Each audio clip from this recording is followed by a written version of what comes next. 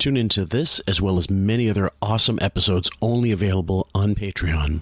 I have zero inbox. Do you know that? We do another contract here. Well, let's do a 3-hour show. We should be done right now. Well, you're having this negotiation with me. That's the only problem. Well, who am I supposed to negotiate with? Right? And the one thing I don't respond well to is humiliation. I don't respond well to it at all. I don't want to be told what a shithead I am. I don't want to. Those days are over. I've suffered enough in this business. I don't need to find out what a shithead I am. Are you ready for this? You cut your hair, man. What'd you do? What's going on? I'm getting old. So what? I can't keep it like yours. I'm old too. So what? Yeah, but you're ugly. Thanks.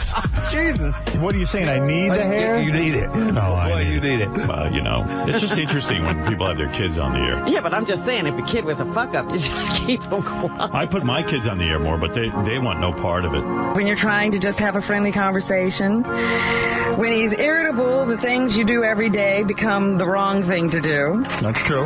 He doesn't listen. That's right. But the most irritating thing of all is that we used to be good friends, and we just aren't anymore. I still love him, but he says everybody's expendable, and I just have to live with that. I was going to look for a Nikki Hilton. But you see, those good-looking rich girls, they don't go for a guy like me because they don't need my money. And Rickles tells me this story. So Beth says to Don Rickles, gee, I wonder what they say about me. Don Rickles goes, you. No one cares about you. You're not even that important. No one says anything about you. No one talks about you. I don't even know you. You're not that big. I do have to ask, do you think there's a physical match between him and Beth? Do you? I guess they're both tall and have 10 fingers. Yeah, they look right together. I don't know, they look more right together now. It was just on the regular show. It just occurred to me that I listened to them. It dawned on me 2 days ago. My hair's going to get crazy because I don't have I'm not going to get a haircut. And then Beth goes, I'll cut your hair, but you can't cut my hair because my hair is curly. It's hard to cut your hair.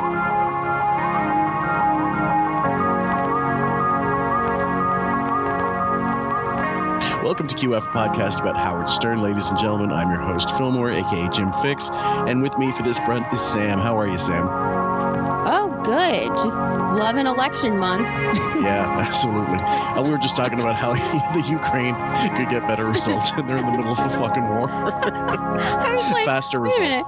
They're fucking so willy-nilly, too. They're like, yeah, we're thinking about next week sometime. They're like, got a date? Yeah, we do. I don't want you to hold me to anything. Oh, no, don't hold them to anything.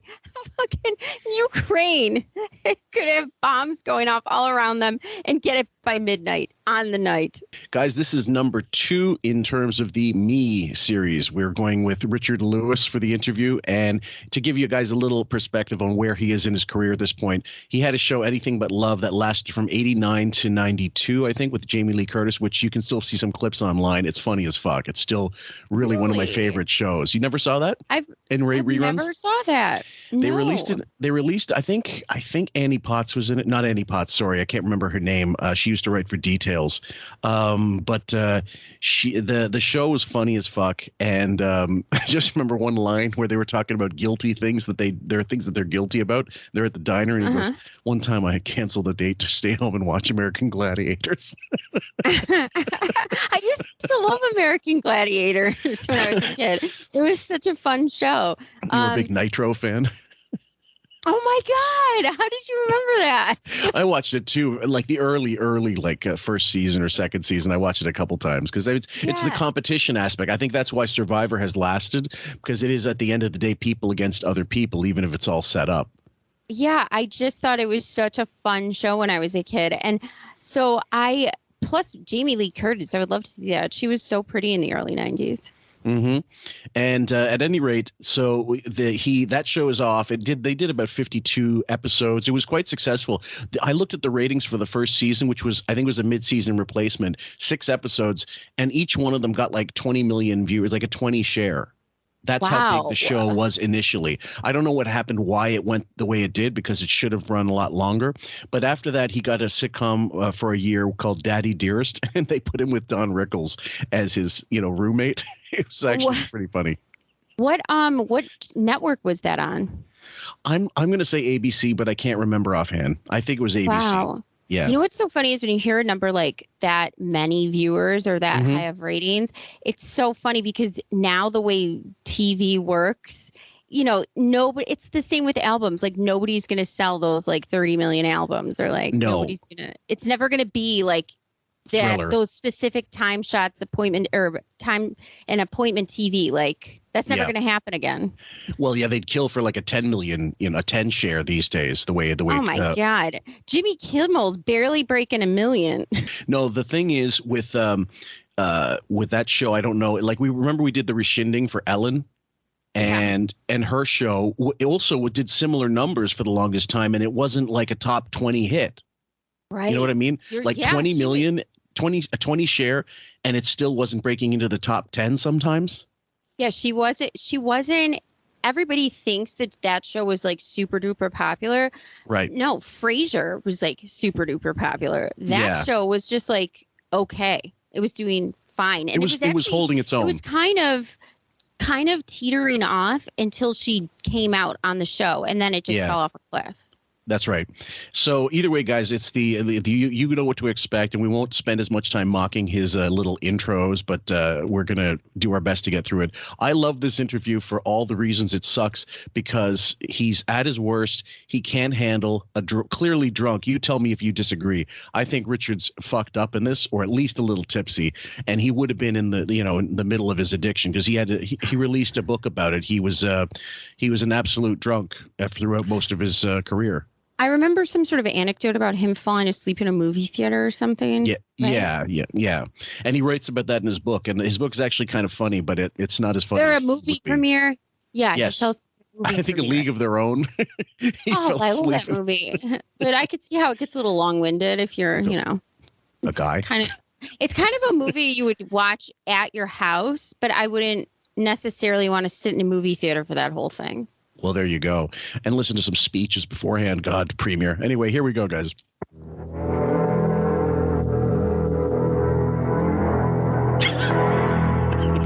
Never gets old. So cheeky. Yeah.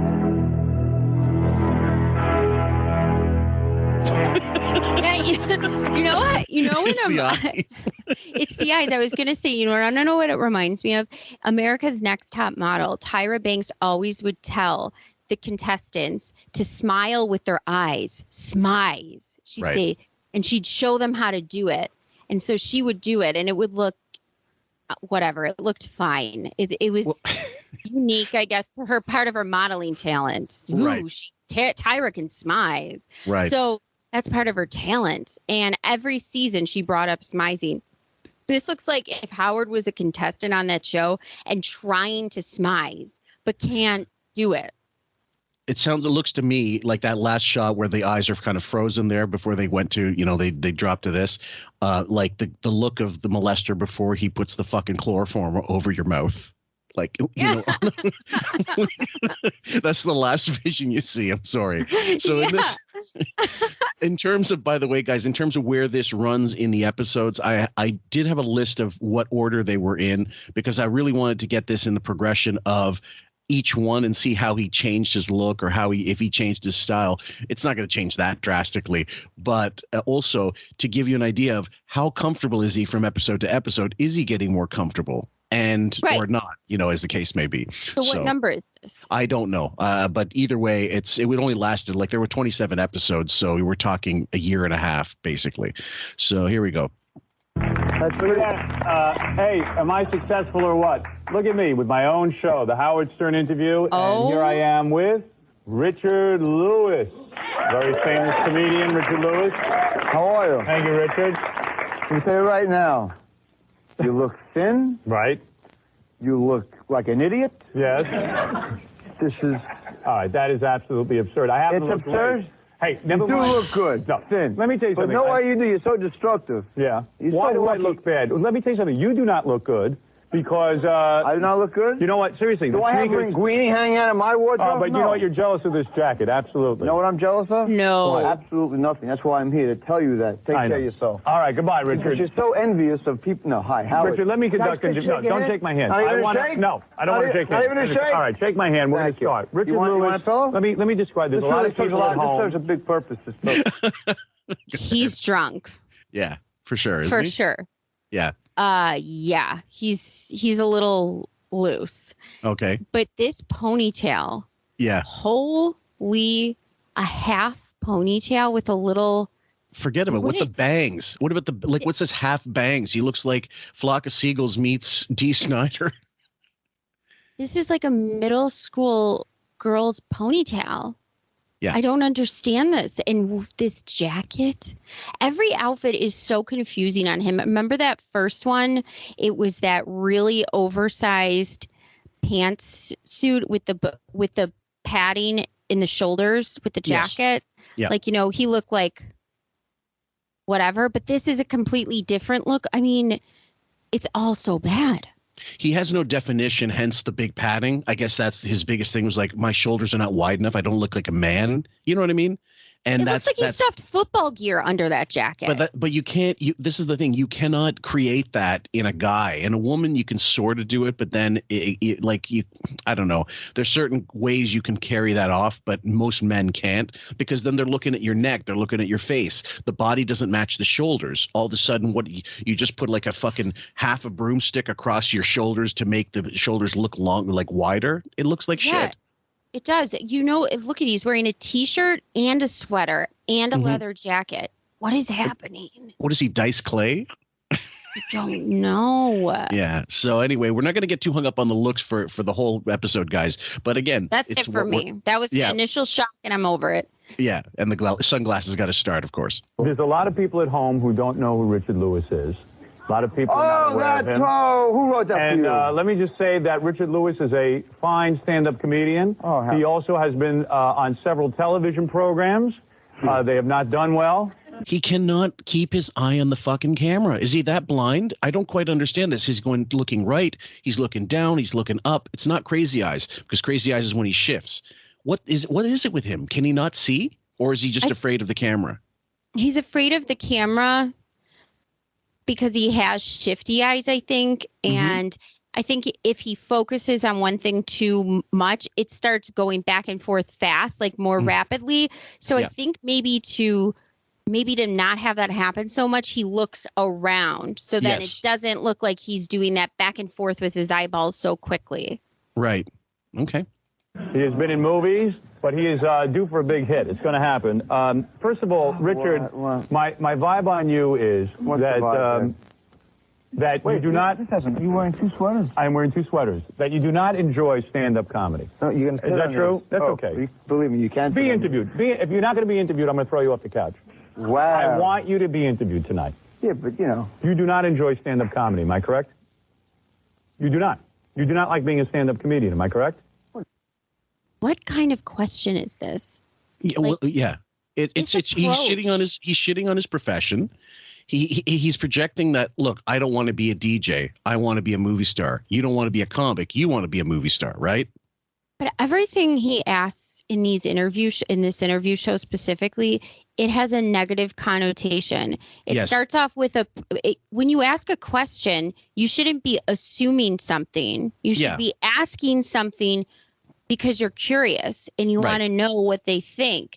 If you're asking something with a presumption and then a negative connotation, how well do you think this is going to go? Well, it's like starting off, you hate your wife, right? So I guess that's what I have to say, right? Your Yes. kids Yes are is the idiots, answer you're aren't looking they? for? Yeah. Roy Cohn's ghost? No, come on. Do you enjoy being a stand-up comedian? You do not, am I correct? I love doing it. He's going to be difficult. He did it again. I just saw you spit. Did they see you spit? Because you don't cut here, do you? I don't care. I'm going to tell you something. He did it again. He said, what is this? And then he goes, okay, well, so do you like stand-up comedy? You like being a stand-up comedian? You don't, right? Like, he can't help himself. You just asked the same question pretty much almost the same way. This is like badgering the witness for no reason right away. Well, I've never understood the whole, why can't he just ask the question? What do you love about stand-up comedy? That way you're posing it positively, okay? Or at least leaving it open-ended, because then the person can say, well, actually, I really don't. You know, I'd rather be doing writing, I'd rather do TV, whatever. Well, you're leaving the person you're interviewing with nowhere to go. Yes. Because I think he's so nervous when he starts these, especially. He has already, in his narcissism, in his head, how he wants this to go, how he wants the guest to answer. He's already projected these feelings and assumptions on these guests. And so he's like, starts off real jittery right away and hammering them with these thoughts in his head that he's made up his mind about. And so this is what we get. I meant to ask you just a quick question before we got into this, because we did the one episode already. Do you think this is, and I know my answer already to this, but I'm going to ask you, do you think this is worse than the Fox pilots, or better? I think it's worse, and I'll tell you exactly why. Because he should know better, number one, and because at that time you could give him the excuse of they didn't know what they were doing, they're still finding their feet. Now it's like 6 years later, and he doesn't have the trappings of Jackie and Robin around. If he's really talented, this is the time to show it, and he's unable to. I think the Fox pilot you can blame on a variety of things, possibly, and there was some sort of quirkiness to that show and just amateur hour that made it funny because there was a bunch of different elements going on at once. This is really raw, just Howard. So it's worse because he has nowhere to bounce off of except for the guest who he's torturing, and it's uncomfortable. Well, this is what I wanted to say. The reason why I wanted to go with this series is because doesn't it dovetail perfectly into what he is now when he does these interviews? Except he's more fawning now. He has other people writing actual questions, and that's different. But he's still projecting most of the time. Well, that's the thing. The questions are pre-written for him now, and even with that help, it still is bad. It's not as bad, and sometimes you get a glimmer, especially if the guest is a really, really personable, charismatic guest. Yes. You will get sometimes a decent interview, I'd say, like not groundbreaking or anything, but it'll be okay. Right. This is just brutal. Yeah. I'm going to tell you something. Tell me something. I guarantee you I will not learn anything from it or evolve as a human being. Since you've reduced it to this, I'm going to now just show pictures. I'll show pictures of your girlfriends. How's that? Now, either you answer my questions. You got a bit? I have. He reduced him right out the gate, and now he's gaslighting him, and he's mad that he's not enjoying it. So he's not able to control it. Right, you're not playing along. Oh, since you just reduced it. No, buddy, you did. And he's not able to adapt. That's the one thing I've noticed. Anytime there's a certain guest in, there's certain escape routes that he uses. Like, if when Gary Coleman comes in and says, "I heard, basically that you might have been the catalyst for Dana Plato killing herself." No, actually, she had a great time. It's almost like, okay, here's what we say when a guest calls us out on our shit. It's like they have a chain of it's almost like a fire exit rules. You know what I mean? Yes, an escape hatch. This reminds me, and Trump people don't get mad at me, but this reminds me of Trump when he is in an interview with a journalist that's not being some suck ass and is asking him something that he doesn't like or doesn't like the way it's being asked. This is how the interview goes. It becomes this combative, tense, shitty spectacle where it's like, I didn't learn anything. I'm uncomfortable. I'm not enjoying watching this. And then you see them steamroll all over the interview. And they try to divert it some other way and to put it in some other direction, which is Stern has been doing his entire life. And it's really funny because Alec Baldwin, Stern, and Trump all are raging narcissists, and they all do this in interviews. And Kanye West. Oh yeah, that too. Yeah. Yeah. Bits, I have You write bits? I have tape. Oh, I can't wait to see. It's not a bit, I have real tape. Picture Felix the cat and drags? No, nothing like that. Listen, Howard, Richard, you are someone who came to the attention of the public through stand-up comedy. Only through you. Through stand-up comedy. Through you in your little dark room where you think you're good. No, through your little dark room with your own little private world in your head. Through stand-up comedy. Actually, whoever designed it did a good job, but you had the wrong model. So look, Richard Lewis is a comedy. He goes back to the Comedy Store. He's a road dog. He's been through every fucking venue. He's been in front of crowds. He's a neurotic mess. But when he's in front of a camera, he's fine with it. He's fine being on mic all the time. Well, he's comfortable with himself. Plus, he's loose from probably booze. But you can tell that a comic thinks that other people who are in the comedy world, kind of, Howard's adjacent to it with his radio show, that they can take, and comics do it all the time. They shit on each other. The whole Opie and Anthony show was shitting on each other and making fun of each other all day long. That's right. Anytime they had comedians in, this is just what they do. You'll see it with any comic who has a podcast does it. Like Mark Norman gets in with, Shane Gillis, and all they do is rip on each other, and Ari Shaffir, and it's funny, and everybody can handle it. Richard Lewis is making the mistake of thinking that Howard can handle being made fun of. He can throw. He think he can throw him the ball. Right. And they can pass it around. No, he can't. And they're finding that out now. That's the thing. In the studio, when he goes in, maybe they don't even realize. Well, I think actually the comedians know Jackie writes for him, because Jackie would be going around saying, yeah, I'm a writer. I'm a writer for the show. So they know what he does. But on some level, they must think, no, he's okay. He'll be okay with this if I go this way. Mm-hmm. And they don't realize at his core, he doesn't have anything to go back on. Right. It's combative immediately, but if the guest is complimentary, like remember in the Gary Shandling one, he kept begging for compliments, like, a homeless drug addict on the street, like, please, sir, I need a compliment. Look at my wardrobe. Tell me how good I look. Yeah. How good was that opening? I look handsome. Right. Right. And he's going to do and he pretty much, I don't think he does the same here. We'll have to go a little further to find out.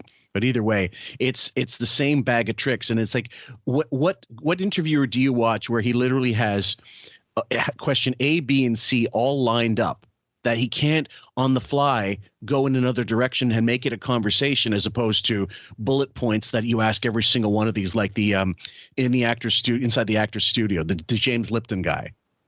Right. That's why too he can even when he was doing that supposed, amazing summit that got leaked.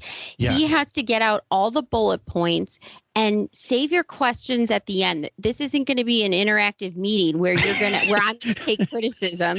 That's right. You get that notepad out and listen to me rant and rave. I don't want to hear any feedback. Well, there was also no feedback, because he didn't want feedback because he didn't want to be asked details about anything, so that because he wouldn't be able to explain any further or any better. Right. And don't put me on the spot and show me exactly what a fucking 79 I am, dickhead. Yeah. Don't ask me what I mean when I say this. Right. You should just know it. So. Oh, come on. It's a great jacket. Because you don't congratulate me. I have a new show on Fox, Daddy Dearest. Well, I was going to do a half-hour profile with Don Rickles. It's brilliant. And, I had to hear you. Yes. Call you at 4 a.m. because, you're the kind of person, look, you're so insecure. And I know why I love you, because, number one, you have been very good to me. Number two, the fact that you nail me behind my back. I should actually do the interview like this. I feel more comfortable, like Miles Davis. I feel more comfortable talking behind your back. Richard, sit back and be interviewed. No one should ever. His house, you've got a dinner. People should always like this. I have prepared a very good interview. Let me finish my point. Your point will go on endlessly. You're boring. Oh, man. Holy shit. Yeah. Holy shit. This is a train wreck. It is. And I would argue that they're both narcissists. I can't take my eyes off this car wreck. Mm-hmm. This is like a 50-car pileup on television. Did you ever see the Tom Snyder interview with Stern as well? Oh, yeah. Multiple times. It's one that's worth going after because covering because Slider Top Gun, you stink. Snyder, he doesn't hide his disdain for Howard one bit. Nope. And that you never see that anymore. I mean, this is overt, like ribbing and joshing, and this is Richard Lewis. Like this is. But Tom Snyder's that's a shading. That's like shade. Yes. And I loved how he spun it years later, like, oh, he was thrown for a loop. He didn't know what to do. He didn't know what to do with me. Like, no, he knew. He spun it the way he spun Arsenio by making him seem like the leader of that thing. And he was so rebellious and cool. And then you actually watch it. If you never saw it and you just heard Howard's take on it, you would think he owned him. Right. It was a demolition. That's not what happened at all. No. No, you're boring people. You're boring people. You're being psychotic. You're being psychotic. And you know what? That was the worst line reading. You're shot out of a cannon. Richard Lewis. How thin you got. Since he became famous. No, you look like who's the sidekick on Lone Ranger? I can see you're not going to let me talk. No, you look like Phil Silverheels. Like was Tonto. Indian. No, Tonto's son who went to rabbinical school. Right. Okay. Oh, you laughed. Okay. You know what? This reminds me of Kanye. Like when he gets interviewed, I just listened to something about, he was like on Lex Friedman podcast or something. Yes, he Russian. is. I like him. But he's a good interviewer. Because it's all just very matter of fact. He's very matter of fact. He's very Russian. Like his whole podcast, I'm like, you could totally tell this guy's Russian just by his delivery. And he just sat back, and the ADHD of Kanye in this interview was like, reminds me of this, where it's like one point to the next, no train of thought following each other. Ever put a marble on a piece of glass? Yeah. And then try to follow where it's going. You know what I mean? Right. So same thing. Or that maze game. Remember back in the day, the labyrinth, four prongs, labyrinth. Yeah, whatever. You had to like the four dials. I had that. Yeah, exactly. I get so mad. I'm like, God damn it. Well, there you go. So in this case, again, he's not able to riff. He's not able to. And I think one of the big problems with this particular interview is going to be that he, in the studio, he's freewheeling. It's just a conversation. But because this is an interview show, he's shoehorning it, and he decides, like, okay, normally we're freewheeling and we're all improv. But now that I'm doing this, I have to do like an honest to God A-B, give and take interview, as opposed to just chilling and just having fun. So I don't know what it is. Maybe and now, to be fair to Stern, he might have been given directives by E to make this more structured and more whatever, more, give and take. I think if they want a combative Stern at some point, which he got a lot on the radio show, that's how he was. Sure. Yeah. Wait at least 10 minutes. Yes. Right. Make it a portion of the interview, not the whole interview. Or like if there's a specific hot topic about his life, but he also has to promote a TV show, maybe do the exposition, then the TV show, and then get into it. I mean, come on. Yeah, exactly. I'm sorry. You finally got 20 minutes, and you finally made me laugh. All right, listen, Richard Lewis. I'm not here to make you laugh. You are here to make me laugh. Are you out of your You're mind? my court jester. My goal is to make you cry. Let me tell you something. I'm your court jester. You ego man. I'm going to talk about women with you now, because you're not allowing me to get a word in. There came a time where Richard Lewis became popular. I don't want to look at you. Richard Lewis became popular. I don't want to look at you either. Richard Lewis became popular on television. Became popular on television. And what happened was suddenly he was attractive to women. Is that true? Well, you don't do this. Would you just leave that alone? He suddenly became attractive to women. Yeah. Suddenly? Yes. I love women. And I'm going to show a picture of you first. You do a shtick. Are you doing a bit? Like, this is the perfect screenshot. Stern's clearly pissed off that he's lost control of this completely. And he's angry, but he's looking off, again, not even off camera. He's not even looking at Richard at this point. But here's the problem. If you kind of know how Richard is as a personality, and you could tell he's a little loaded. Yeah. Why would you choose as an interview, as a tactic, to immediately piss him off? Yeah. Well, it's because I think it's just the whole thing. It's my show. It's the whole hubris. Like, it's my show. You're going to do what the fuck I say. And that's what's going through his mind. but it's not working, and you know how he is, so it was a big mistake. Well, it's also one of those things. So he can't, in the middle of the fucking turn, like he's on the off ramp, he cannot go back onto the highway. He's committed to this, and now there's no way. If first of all, it was me, and maybe it was limited time, they couldn't do this. I would have just scrapped all this and started from scratch. Yeah, he's gonna see this through to the end, like, you know, tunnel vision. He's an American Idol contestant, and he is gonna finish singing Respect, even though he can't sing a note, and not get off the stage until the cane comes and yanks him. Listen, Bob and I covered the Katie Lee interview from 2008 or so, and he goes onto the topic of, like, do you shit?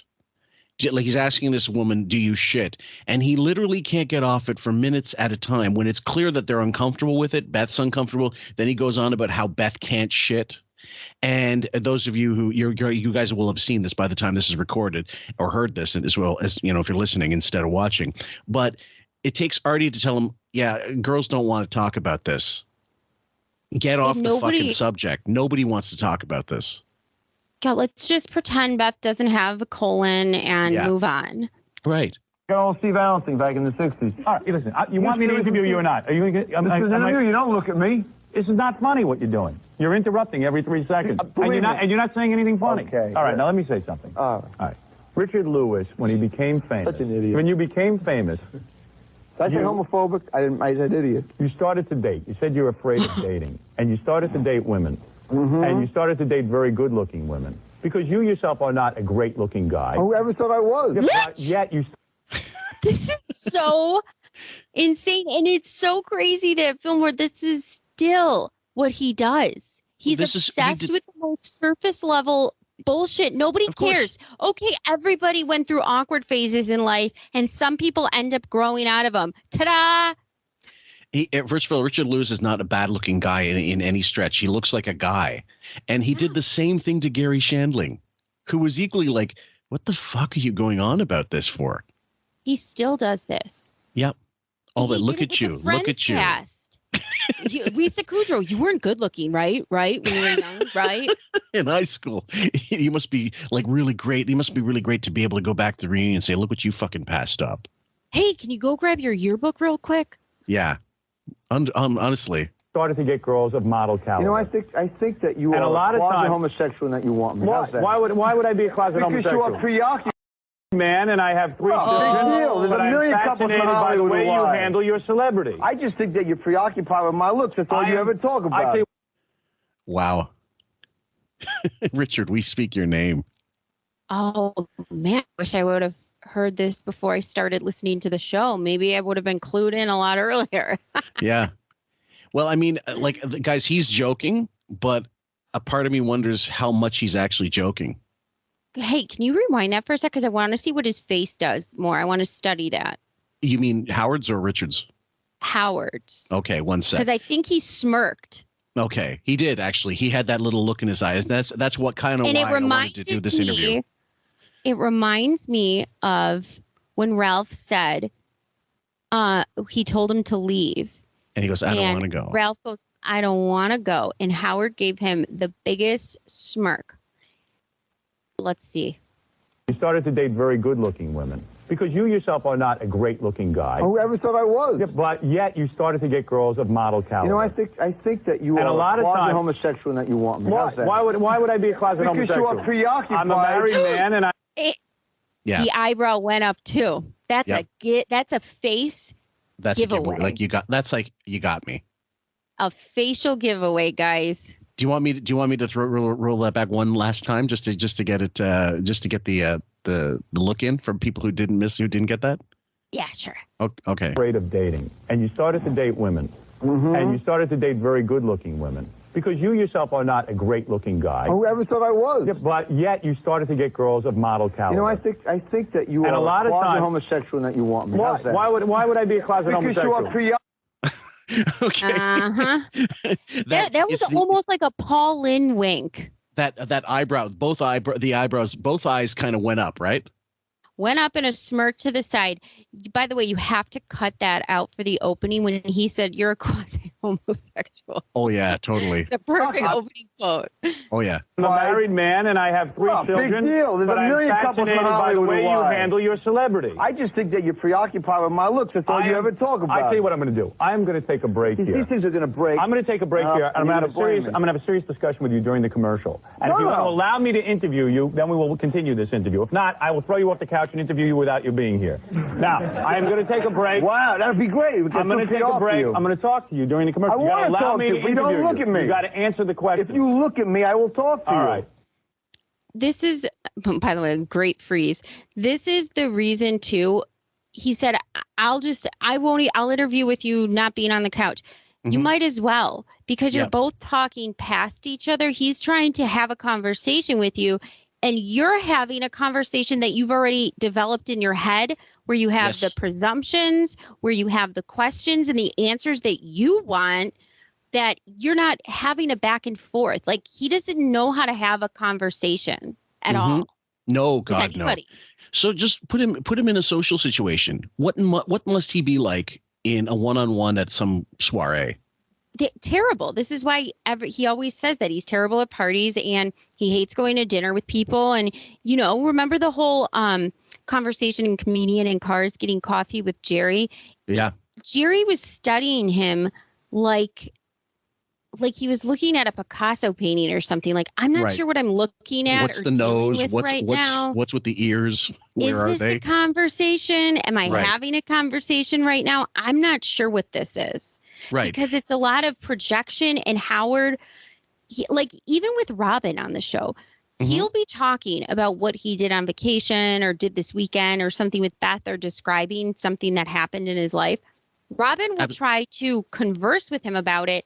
And it's immediately like she didn't even say anything. And he keeps right on going. Oh, sure. Why not? Because what she has to say couldn't be that important, right? It's like he's not even hearing her. No, God, no. It's like, so that tunnel vision towards, from A to B to C, and nothing's going to get in the way of it. So I imagine when he was with Allison, it was much the same. It was just about what I've got to say matters. And whatever you're saying, I'm not even in the room. I mean, I imagine like Buchwald when around his divorce time, when he was going out with Ralph a lot, probably had to tie him in a chair and say, you are going to listen to me. Stop acting like a flaming homo all around town. I wonder, those are the meetings I really, I've talked a lot on the show over the years about how I'd love a book from the kids, for example, from their perspective, but I would absolutely love a no holds barred truth serum, Don Buchwald tell all about dealing with Howard from an agent's perspective, from a manager's perspective. When we got the Johnny Carson book, it was like a gift from the gods. But how long did that take to get that inside baseball about Johnny Carson and all those decades of time? And wow, what great anecdotes and insight into so much. And that's what I think Buchwald would be able to provide, that I think a lot of people in his life, including his kids, can't. Mm-hmm. Well, yes, and it's a whole other. It's like Belushi. He had, his manager. He famously said to Bernie Brillstein, he goes, "Look, from 8 to 6, you deal with from 8 to 6, you take care of John Belushi. From 6 to 8, John Belushi takes care of himself." Like, you don't try to manipulate me. Well, like, if I want to do drugs, I'm going to do fucking drugs. And then that's the one time he got chastised by Belushi, who then, just immediately said, "Dad, don't worry about it. I'll be okay." And the stuff, Buchwald can only fill in so much. For a true tell-all, we need Ralph to be on Truth Serum. We need Buchwald. We need Allison. We need the kids. Every single perspective. So that Bushkin book, you're right. Because he spent so much time with them personally and professionally, he was the best person to write that book. And it's better than anything that Howard would write, because it's not going to be honest. Like, Howard can't even be honest about himself. Even if you put him on Truth Serum, he has lied so much and mythologized himself so much to the point that all of it is an unreliable narrator. So you don't know. But if you got all of that entire apparatus of people around him to write it, it would be great. Well, it's very possible that because he's done so much revisionism in his own life and in his own head, that if you put him on Truth Serum, what would come out would literally be the years of bullshit as he believes. Like if he's suddenly created his own truth and internalized that, all of a sudden that has replaced the actual truth. Yeah, he's a fabulist. Yeah. So that's it. So, at the end of the day, there's not going to be a lawyer or a manager be able to write the definitive Howard Stern book at this point. If he dies tomorrow and all these things come out and NT goes blind happy with Howard's shit because he can't be sued. You can't get sued by a dead guy. Now the kids might, whatever, but I doubt it. I also think it's interesting that since like the last 6 years or so, they started doing like fact checks on different podcasts. Yeah. Like they always fact check Rogan for some reason. I really wish they would start doing that with him. They never do that with him. They need like fucking Deep Blue, the computer, to deal with all the fucking horse shit. They need like terabytes of fucking data to put all the lies in it, to do like fact check. I mean, they fact check all these dumb podcasts. And I'm like, why are they fact checking these podcasts? Why aren't they fact checking him if they're doing this? Just the Robin Williams bullshit alone that he got so much mileage out of in the fucking press that they all swallowed. They all took that dick and they go, yeah, he regrets that interview he had with him where he called him, the nanny. What bullshit? That's like, seriously, that is just a microcosm of how bad journalism has got, that they are no longer doing research. They just swallow the talking points whole that these people put out. It's insane. I'm going to take a break. And I will sit here and wait. And I'll be back with the Howard Stern interview, and then I will interview Richard Lewis with the time left, because he has really not allowed me to interview him. Get Fab back. Let me tell you something. I might get Fabio back. Oh, it's Fabio. Fabio. And we'll be back with Richard Lewis. I'll try to talk about his sex life, his various television and film projects. But if he doesn't allow me, I'll throw him off. About life. I'll kick you right off the set. That'll be the end of it. Wow. All right. We'll be back right after these words. What a magnanimous host. I love that applause. Here we are now. On the way out, it was like literally three people going, I guess we got to make some sounds here. I know. It's so funny. It's like, we're going to talk about everything my guest doesn't want to talk about. And he's just like, why don't we talk about life? And he's like, I'll kick you off the show. Right, exactly. I'm here with Richard Lewis. Hi, Howie. Hey, Richard. Richard, of course, is a stand-up comedian who has moved into television and film work. And I had a long discussion with him during the commercials. And we are going to conduct an interview because I felt the first segment went badly. I thought. Who agrees? I am a good judge of this. You're not allowing me to interview you. You are being difficult. Am I correct? Absolutely. What? Why are you asking him if you think he's being difficult? You need his approval?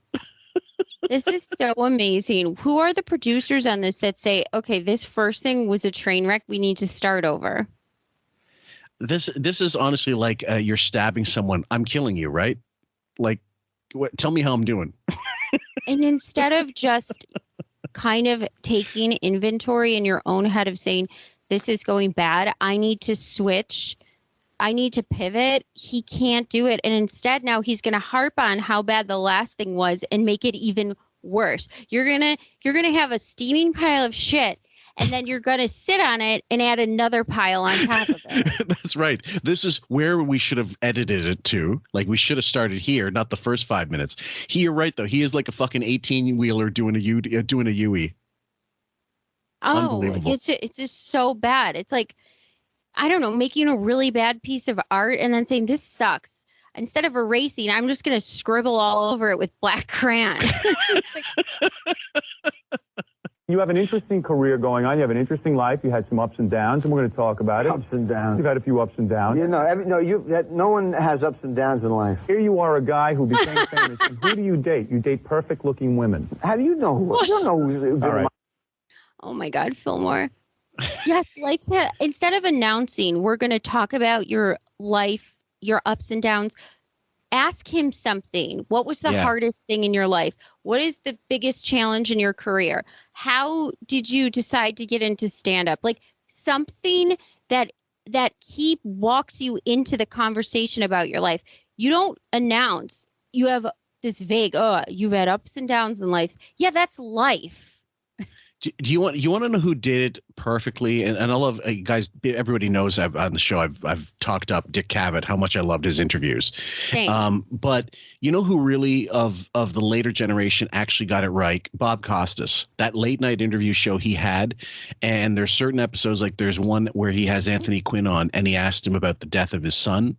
And how, like, and how he compared it to the film Zorba the Greek. Like, did he use that as part of, because he talked about the character having lost his son, and how did he reconcile that with his own experience, with his own life. And he went on this amazing explanation, and he was very, thoughtful, and said, I've never, have you seen that? Have you ever seen that? So a dimensional question. Yes. Yeah. And he goes, I've never accepted that my son has passed away. I just imagine that he's an artist living somewhere in San Francisco, and that he's creating new whatever. And apparently someone said that there's a certain cut of the tape where you can actually hear the cameraman crying from the story, or at least I have to look that up. I just think that of course that's a great example, but even when he's trying to go into this like ups and downs of life, then he just says something totally vapid. And all the hot women. I mean, this is like an interview if you were in 4th grade in the back of the school bus. Yes. Like, yeah, you're right. It's sophomoric. It's not even sophomoric. I'm giving him way too much credit. You're right. Elementary school level at the very least. The very least. Take a look. I'm sorry. This is Richard Lewis. A lot of times you come alone to movies, and I'll show that first. Yeah, that's your thing. And there's a reason. Why? What is the reason? Because now I'd rather be alone to meet new women. Right. To potentially marry, rather than bring a date who won't go further. Let us take a look now at Richard Lewis when he arrived with a date. Now, I want you to carefully watch what this woman looks like. If this isn't better than Cindy Crawford, I don't know what is. Take a look carefully. Now, please rewind that. Wait, rewind that. Rewind that. I got to have that back, and I want people to see that again. There is no way in the world. What's wrong with going out with a pretty girl? If you talk about sexist, I've never seen you with a woman that looked anything less than that woman. So what? She kind of looks like a trans Emily Ratajkowski. A little bit, yeah. The lipstick and the eyebrows are a bad look, but from further back, she looked all right. This is a bad grab, but like, so what if he's dating hot women? Okay, you're jealous. I'm not sure what the point is. So he does. Who cares? But he did this with everybody back in the 90s, and he still does. First off, until he got Beth, who was the hottest woman on earth. Right. He's rich. He's a celebrity.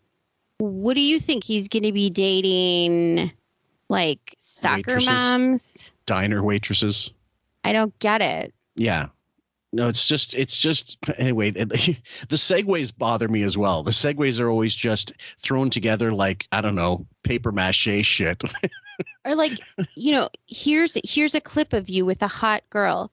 So yeah, what's the point? Look at you. Oh, and she thinks she's there for a photo shoot.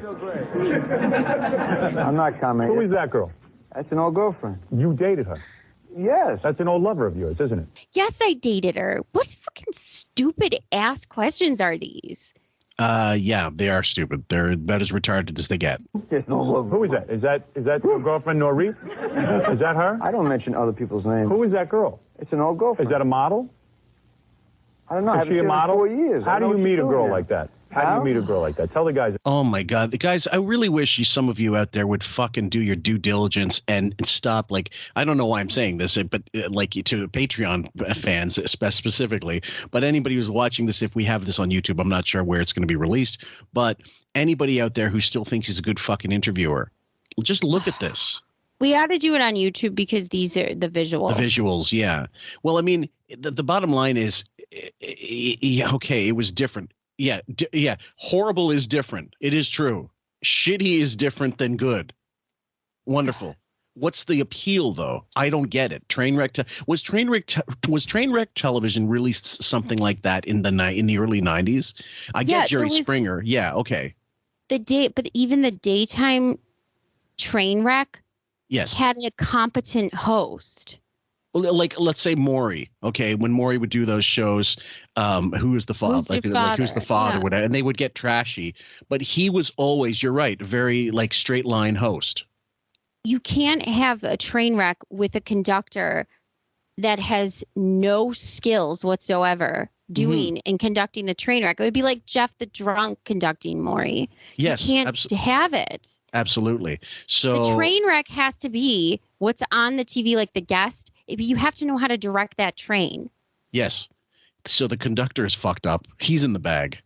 Right. Yeah. Yeah. I think I met her at a concert. You met her at a concert? Yeah, I met most of my girlfriends after shows. And the girls are at concerts and they see Richard Lewis, who they see on TV, who's a stand-up comedian. You're on Letterman over 50 times. You never got women like that your whole life. Oh, I know your theory. If I wasn't a comic, I'd be, and you said I'd be like, whatever, I'd be looking for Inca ruins you would and, be and dating, masturbating in a cave. No, you would be dating your ugly theory women. sucks because I am more. That's why I went to therapy. Let me this is about 10 seconds. Go ahead, Is that fair? Go ahead. I went to therapy to find out that I have more likable qualities than just being a celebrity like you. Like okay? Do you remember a time when you weren't a celebrity? Yes. Do you remember dating? This is interesting. So he probably had some sort of complex about like, are people really with me for me, or are people with me for my celebrity? Howard is the opposite. He enjoys that people only like him because he's a celebrity. Like he enjoys the cachet of that. And that to him, he thinks is a plus up. Like that's something, because that's why he always says, oh, you weren't that good looking, and now I'll look at all the girls you get because you're a celebrity. Right. Like, you wouldn't be getting that if it weren't for the fact that people don't think like you, Howard. They actually want to be loved for who they are, but Howard is nothing inside. Well, there's a great, you cannot, if you're a little self-analytical, and I don't mean to get too Freudian on this one, guys, but if you have the least amount of self-analysis possible that you're able to do, you can kind of distance yourself from what you were, what you are, what you're going to be. Howard can't. He doesn't know what the fuck he is at any given time. There's a great anecdote in the Richard Lewis book I mentioned. I don't have it. It's back in Canada. But when he was starting out as a comic, one time he was bombing hard. And who was in the crowd? Jackie Gleason. Jackie Gleason went up on stage, probably drunk, and he grabbed the mic and he goes, "This is how you do it, my boy." And he fucking, and the crowd like went nuts. And he said, I went off and I tried like to, give and take with him and playing with the mic and all this stuff. And he said afterwards he felt really shitty about it, even though it was one of his idols. And then when he got older and he got into this is when he was writing the book, he realized, you know what? I don't blame him anymore, because I realized he had the same problem I have now, alcohol. And he couldn't, he had the presence of mind to understand he was then where I am now. That's interesting. So he said, wherever you are, Jackie, have one for me. I don't need it anymore. You can have my drinks for me. But that takes somebody to, instead of being such ego and so shallow like Howard, to be introspective and to see things on a different level, because you want to try to see things deeper. You want to try to assess things in a deeper way that's not this vapid. That's why it took him so long to get the Chevy Chase thing too, because he really can't. Bradley Cooper gave a great anecdote too about drinking. I forgot who it was. Somebody who's on Saturday Night Live. I don't know. It was he was doing a podcast with him, and he thought he was the funniest guy at this dinner. That this comedian's gonna drive me nuts. Who it is? He's in The Hangover, I think, with him. Anyways, he was having a dinner and Brad Pitt was at the dinner and all these other people and all these other comics, and Bradley thought he was the most hilarious guy. The next day, that comic came over and said, you were a real asshole, man. Yeah. And it made Bradley quit drinking because he realized this is the drinking. Like, this isn't me. But I am bad on it. There's perception and there's the truth. Yeah. Well, it's funny because Richard Lewis, like, rather than blame himself for that in that particular anecdote, where he realized, rather than wallow in self-pity, he realized, no, I feel bad. I felt bad for Jackie Gleason now that I think about it, because he was able to empathize and sympathize. Empathize. And externally. Here's the other part. Those two stories, like with Bradley Cooper and Richard Lewis, they don't want to be the perception. They don't want to be, and they're not worried about how other people perceive them. They want to be actual better people, where Howard is so focused on, I want people to perceive me a certain way. That's the most important thing to him. It's not, I don't want to be a better person. I want people to perceive me how I want them to. It's such a shallow, empty way to live. So empty. Yeah. And like at the end of the day, like he just went on about Ben, you know, passing away. And now Yoda, like now that Yoda's this death march, the Yoda march to Bataan, you know, thing that they're doing with Yoda, you'd never know that Ben existed. It's that boggled my mind. I go, this is like the Queen's funeral for a cat, and it's not even dead yet. Yeah. And Ben, I think they finally put it down recently. I just posted the things on. Right, but I'm saying, but prior to that, it really was like this huge, depressing, really memorializing lead up to this cat dying. Right. Meanwhile, Ben's been dying all summer. Yeah. And nothing. Not nary a word, nary a post, and nothing. Now you eulogize him barely, and it's terrible. It is. And this is the whole thing. Like we're going to go through it, guys. Raven's got the clips. We're going to break it down. Might have to do one of the breakdowns with Sam just to cover some of the ground because we got so many clips.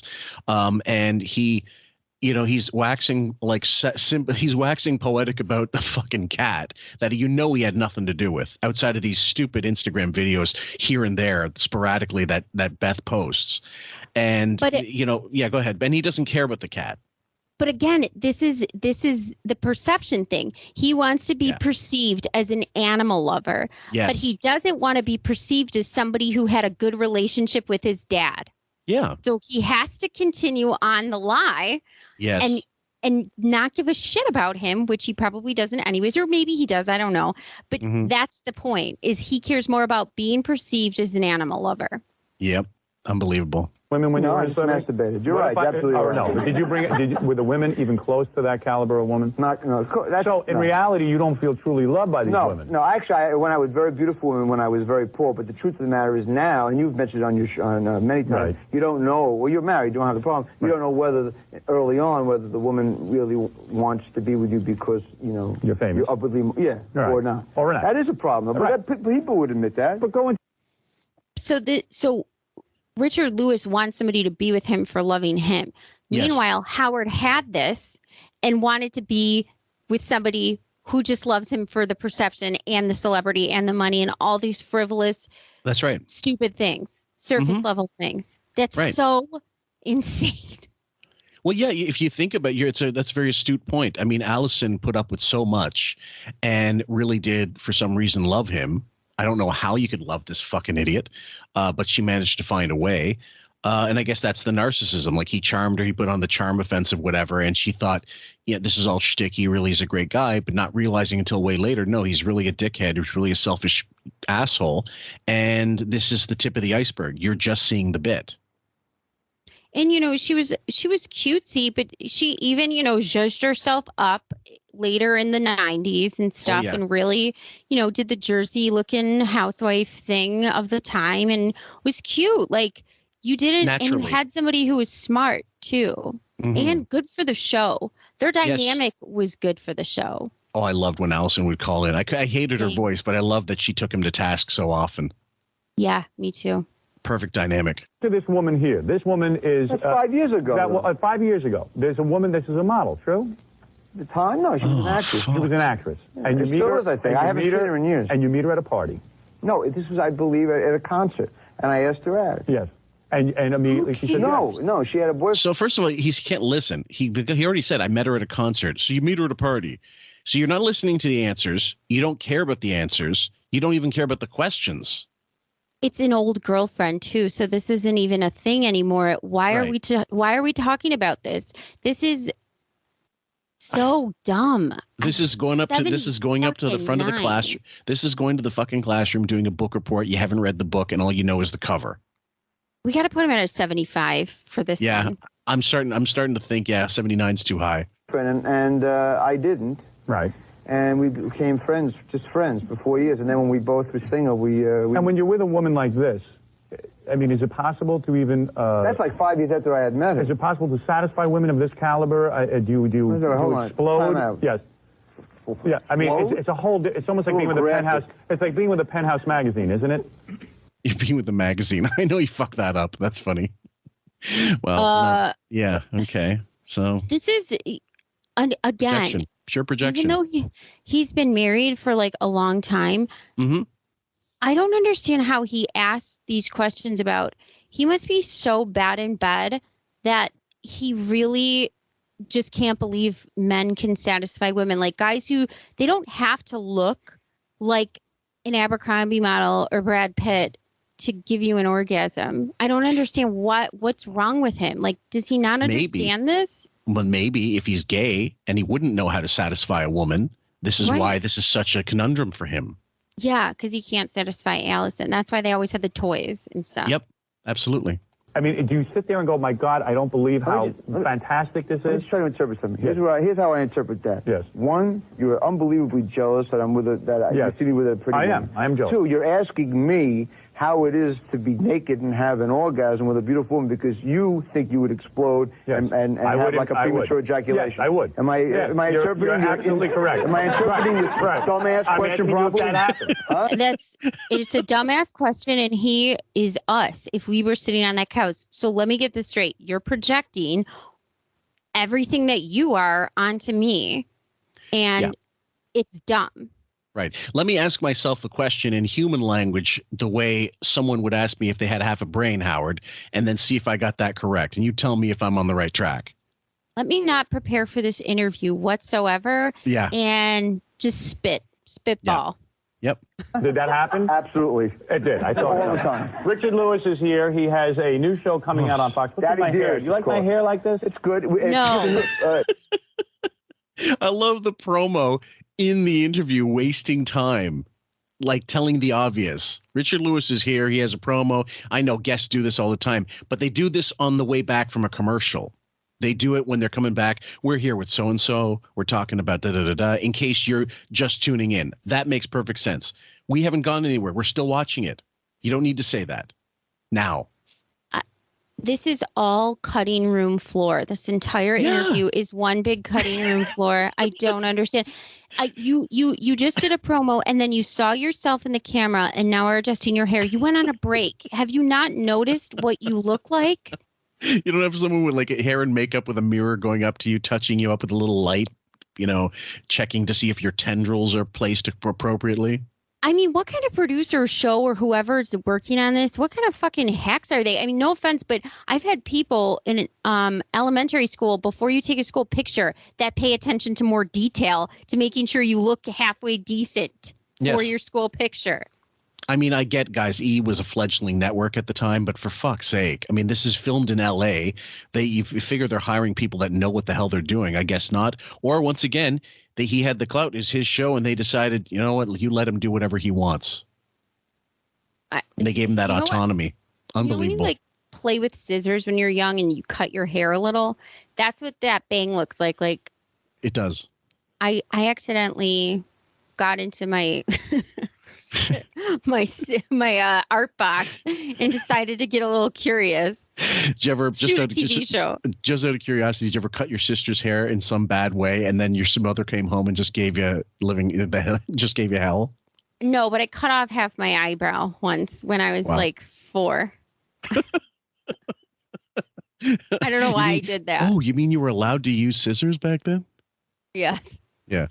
It's a little Don Henley, a little Jay Silverheels. Yeah, okay. What I'm going to do is take a break. Richard Lewis is here. How am I doing? Was I better this time? This was a great segment. But was the worst. No, the problem was? Yes. The third one will be better. Right. Your questions sucked. No. I will listen better again. All right. If your questions pick up, I think we have a hit. All right, good. Okay, Richard Lewis is here. So he might be a little tipsy, but he's not completely fucked up. At least he recognizes shit.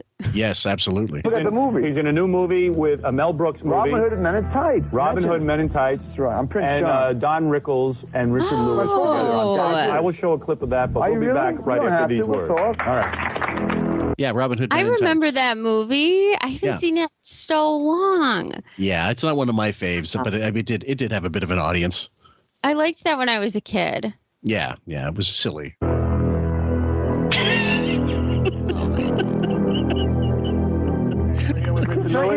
Let's wave a cadaver in front of the fucking screen. You ever take doll, like a Ken doll, and just flash it in front of the webcam? That's the same shit. Honestly, between that opening, you put on that HLN channel when it's like, who did I marry? And it's like scary music, and then they just show like random this could be an opening to some sort of HLN serial killer show. Yeah, or Tales from the Crypt. Yeah. I didn't think I'd be this happy doing this show. You're having a relaxed, good time. The problem is I get to fly to Costa Rica. It's a long, you are now enjoying yourself. You're answering my questions, and it'll be a good interview if you follow along. Now check out the fucking crazy eyes on that. Did you see that? Yeah, and the threatening, like, yeah, that's really comfortable for a guest. This will be good if you follow along.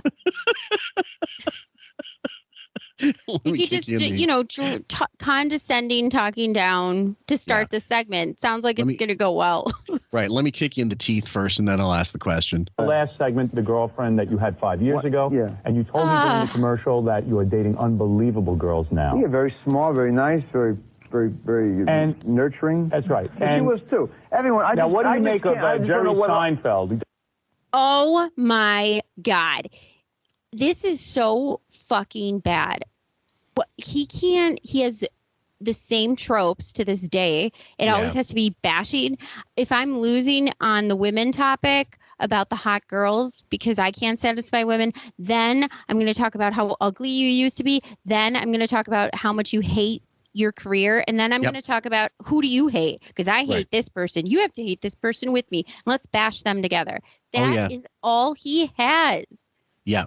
And I mean, for the longest time, anytime he had a guest in that was connected to Simon Cowell, he'd have to ask a Simon Cowell question, even though it wasn't necessary. It wasn't necessary, like completely unnecessary.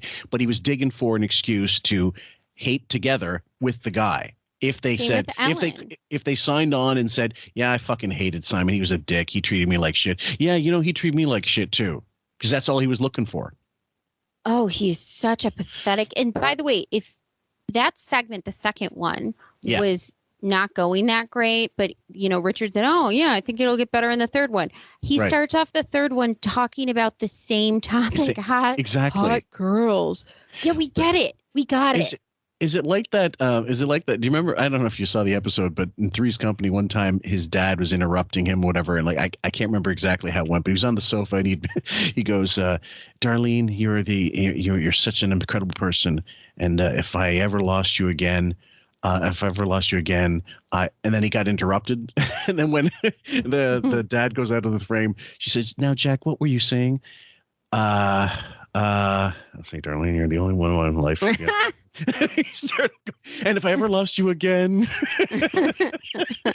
this is kind of what he's doing in order to connect himself to whatever question. Even though he's got a piece of paper, he should be able to look at it and go, "This is the next one." Why do you have to bring up what you just brought up that you've buried? I don't know. What's the thought process? Is there a thought? That's my question. No. But I think it's because he really can't think on the fly. So in order to get something started, he has to go back to the first thing to try to get to the next thing. So he doesn't have OCD, but do you think as a kid he had also ADHD? Or whatever they would call ADHD now, and that's why he was such a shitty student, because he couldn't focus on anything? Because that's one of the main problems he's got, for sure. In his ability to focus on himself. I do. I think it's the narcissism. Yeah. It's such a focus on his own needs. Like, are my needs being met at all times of the day? Right.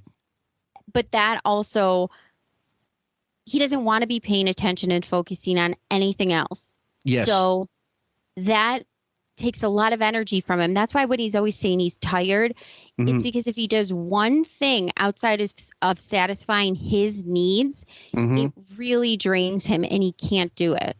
He doesn't want to be bothered. Unbelievable. Just unbelievable. dating a 17-year-old. What do you think of that? I don't know. I heard what you said. I heard what he said. I don't know. I think she's 19. I think he said it's not his girlfriend. Well, he says he's going out with her, doesn't he? So what? Would you date a 17-year-old? Is she 17? Yeah, would you date a 17? I probably wouldn't. You would not. I draw the line. I've been actually struggling now. I draw the line now at anywhere between 22 and 23. So comics, that's good. That's a good age. Comics, no, Jerry they're Seinfeld, women. you have a lot they're of... out of college already. Rating comedians now. Jerry Seinfeld, you have a lot of feeling for. You feel he's good. Oh, yeah. You think he's a top now we're doing the top 10 list? Give me a top 10. Top 10 comics. Jerry Seinfeld is good? I don't know the top 10. Who is better, Jay Leno or David Letterman? Better? Who is better? Man, I forgot to mention this. He's the other thing that Howard does all the time in his interviews, rate this, rate that. So now we're doing a rating, guys. Oh, it's just really, it's no different when you were kids. Which Transformer's better? I like Optimus Prime better. No, Megatron's better. Fuck that. Soundwave. Bumblebee's the shit. This is on a level of a fucking 10-year-old. Yeah, this is TRL. Yeah. Totally different. Who is a better host of a show? Who will win in the ratings? Win in the ratings? Yes. That's a good question. Yes. Now I don't know. I thought initially that it was going to be Letterman because he had the 10-year, raise. It's hard to know. That Tonight Show slob because it's a tough. Do you do the Tonight Show? Yeah, I do. You are a guest on the Tonight Show? I'm a Letterman. And Letterman will say to you, for fuck's sake, let him answer a fucking question before you go on this hammering. Are you on the show? Do you go do the show? What do you think about this? Oh, my God. I think it must have been more comfortable in Guantanamo. Well, like, imagine this as, maybe he's calmed down, like in his older age, but when he's with celebs, I imagine him doing this, like interrogating, not asking questions in normal conversation. Dick Cheney had a nicer torture program. at some point, now that he's moving to 11:30. I'm too old to care about this stuff. No, you care about it. You have a problem on your hands. You like Jay Leno, I have no problem on my hands. Is he a I friend? just want to be alive. No, you have a problem. No, I don't. Career-wise, you're going to be forced to make a decision. I want to have a wife and a child. You think I care about that? Oh, you want to have a wife and child? Right. I want people. And will that interfere with your dating? Oh, my God. He just says, you want to have a wife and child. And in the middle of him talking, he literally cut him right off with another question. He didn't even breathe. I do. Richard Lewis, this is like verbal waterboarding. It's funny you mentioned Dick Cheney. I would rather go hunting with Dick Cheney and hand him a Thompson submachine gun. And then you have rather to than do this apologize when interview. you got shot. What a reference. I fucking forgot about that. Oh, God, I never forgot about that. I thought, did you bring home a pheasant? No, I got a piece of the senator's ear. My favorite was he didn't say a fucking thing about it, and that guy did a press conference apologizing. Yeah. Yeah, it's like Canadians apologizing for putting their trunk putting their hand in the trunk of your car as you slam it on their hand. Sorry, man, my hand shouldn't have been there. The wife and child? Let me tell you how funny that is. Right, that's very funny. Let me tell you how funny that is. All right, be honest with me. My colon almost exploded from that. Jay Leno will come to you Letterman and is say, my first guy because he was the guy who resurrected my stand-up career. But we went from rate the comics, then tell me, have you been on the late night show? Who's the best late night host? Who's going to win? Do you want to have a family? Do you want to have a wife? I want to have a wife. Now we're back. What about Seinfeld and his 17-year-old and 17. girlfriend? Would you date 17, 23? You want to have kids? Who's the best in late night? Oh, what do you think? It's that scene in fucking Uncle Buck with Colleen McCulkin interrogating Uncle Buck. It's totally that. Holy crap. Yeah. No, David Letterman put you on first. He thought of you enough to put you on and give you a shot. I did Tonight Show way before Dave had his show. I'm just saying Letterman was I've done more. I've done 50 shows. 50 shows. I have done less than that. I've done 19 Letterman appearances. The point is, Letterman. And I have been told on occasion that when Letterman competes with somebody, he does not want you appearing on the Tonight Show. He's never told me that. It will happen. And where will you appear? I'm too mature to care about that. You will appear on the Letterman Show. Am I correct? I just did it last night. Right, and you will stop doing the Tonight Show? Huh? If Jay calls, you'll have to stop. I'll do the Tonight Show. I don't even know that that's true. I do know that when Helen Kushnick was still managing Jay Leno, she was strong-arming people. It's documented in The Late Shift. She would blackball people from the Tonight Show, unbeknownst to Jay. Yeah, she Like, was running it totally unprofessionally. Unprofessionally, yeah. And once he found out, it was like, you're going to lose your fucking job unless you kick her to the curb. And if Jay was smart and said, no, I worked too hard for this to fucking lose to some lunatic who's got vendettas against everybody and thinks she's Johnny Carson, who did ban people. She abused her power, and she thought too much of her power. Yes, and she didn't realize she wasn't. She still wasn't. She had people to answer to. She just didn't want to face it. I don't do a lot, though. I don't like to do too many. All right. I do because I'm scared that you might murder me if I don't do this. No, you have to do my show. Now you are embarking on a few things, but first of all, let's go back. Chevy Chase has a show. What do you think of that? Chevy Chase has a show. It will bomb. It will bomb. Will it not? I have no idea. You don't find Chevy funny. You've told me that off the air. Oh, that's not true at all. He's not a funny guy. I've never said that to you. You've never said that? I've never discussed it. No. But I've never seen him as a host either. You think he's a funny man? Huh? Do you think he's funny? So he said, so we threw him under the bus like an asshole. Yes. But then he goes, I've never said that. And he goes, you've never said that? And then so again, it's like projection because Howard wants him to say that. Absolutely. I would just say, what kind of bullshit are you pulling right now? You don't even know what you're saying. Well, that's it. And the thing is, he still had that. This was way into the feud with Chevy, and yes, the Chevy Chase show was horrendous, guys. There's no two ways about it. And he did fail. But Richard Lewis is not going to be the kind of person to throw other comedians under the bus. There seems to be a kind of code, especially back then, where even if you didn't like the person, you weren't going to necessarily trash them. Well, that was kind of show business before it became. I mean, there was ways to trash people through the press without letting them know it was you, like leaking stuff, or maybe just there was ways to get around it, just and play the media game when people weren't such narcissists all over social media. Yeah. Who now openly feud all the time for clout or to get press. Because now it's like a thing, like feuding in the media does get you attention. But back then, there was more of a code, you're right, where that just didn't happen. I love the Burt Reynolds story about Betty Davis where he went to a party and she said, I'm going to be late. You go without me. I'll be there later. And he was talking to Arthur Knight, the guy who wrote Sex and Cinema for Playboy magazine. And as she came in, and that day, Joan Crawford passed away. And they famously hated each other. It was a notorious thing. And it's a story that's fascinating. I'm sure that there was a TV movie that was released not long ago about it? Yeah, it was really good. It was on Netflix. I'm not going to remember the name of the show, but it was they were really good actresses in it. I don't know. I don't remember. It got quite good reviews. I will say that. It did. At any rate, so she comes in and the first thing she says is, well, the cunt died today. And then Burke goes, Betty, I don't know if you know this. This is Arthur Knight. He writes for Playboy, Sex and Cinema. And she pauses for a second. Then she goes, but she was always on time.